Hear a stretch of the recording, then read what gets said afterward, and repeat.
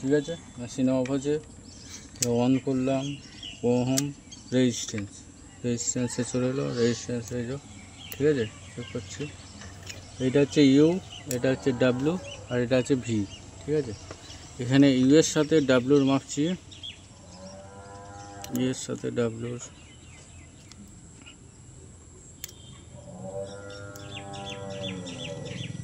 8.1 you এর সাথে W, ঠিক আছে।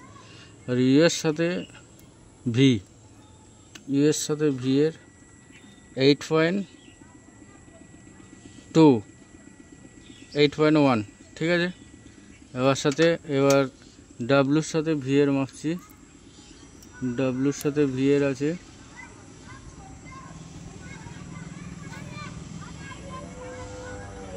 9.2, ঠিক আছে, 9.1। এবার হচ্ছে বডি দেখাবো, এই ইউ এর সাথে বডি, এই যে বডির কন্টিনিউটি দেখা যাচ্ছে।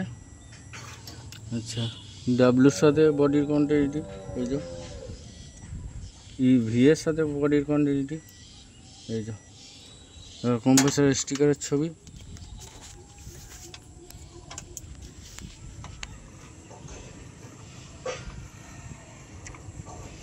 কম্প্রেসর স্টিকারের ছবি হলো। এবার হচ্ছে মেশিনের স্টিকারের ছবি, ঠিক আছে।